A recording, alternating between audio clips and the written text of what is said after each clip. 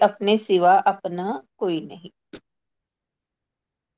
तो भाव यही कि हमारे अपने जीवन की कीमत या कदर हमें खुद ही करनी है, क्योंकि कोई दूसरा, है ना, क्योंकि अपने सिवा अपना कोई नहीं, यानी अपने सिवा कोई भी दूसरा अपना नहीं है। दूसरा कोई हमारे जीवन की कीमत या कदर नहीं करेगा।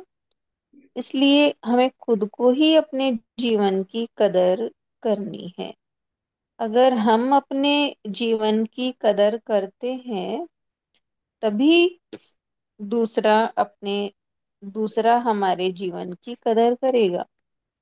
जैसे उदाहरण हम सुनते हैं कि जो घर साफ होता है उसमें कोई कचरा नहीं डाल सकता, और जहाँ कचरा पड़ा है वहां लोग कचरा फैल डाल आके डाल देते हैं।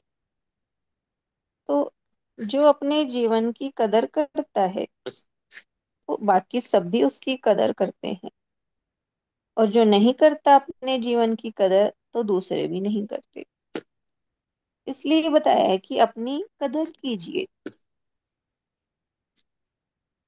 इस भाव में अपनी कदर करना, तो सबसे बड़ी चीज तो यही कि संत के या सत्य के रास्ते पर हमें चलना है, और गुरु के भाव से अपने जीवन को बनाना। उनसे ही हमारा जीवन बनता है। हम अपने जीवन की कदर कर पाते हैं। और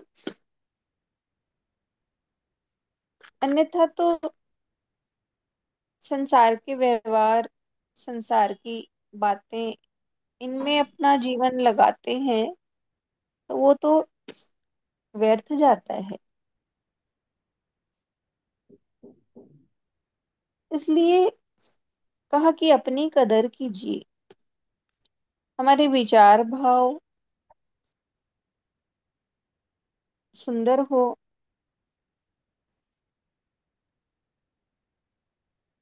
और जैसे कोई है वो मौन रहता है, कम बोलता है, या जरूरत हो तभी बोलता है, तो उसकी बात सब सुनते हैं। तो ये एक तरह से अपनी कदर करना है, उसकी वाणी की वैल्यू है। और जो दिन रात बोलता रहता है उसे कोई नहीं सुनता है। सब ये चाहते हैं कि ये चुप हो जाए। तो इस तरह अपनी कदर करना, अपनी कदर कीजिए। हम अपने ही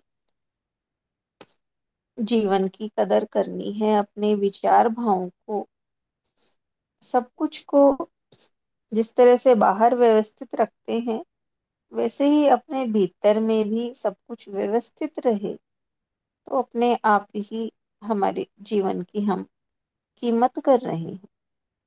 तो ऐसा ही भाव समझ में आया। और दूसरी है, चिंता करना मतलब परमात्मा की व्यवस्था पर शक करना। चिंता करते हैं इसका मतलब भगवान पर विश्वास नहीं है। परमात्मा जो कुछ करेगा वो सही है हमारे लिए या गलत है, इस पर हम विश्वास नहीं है, हम उस पर शक कर रहे हैं। और भगवान जो कुछ भी करता है वो बहुत अच्छा करता है, ये विश्वास रहे। जो करता है बहुत अच्छा, तो फिर चिंता नहीं रहे।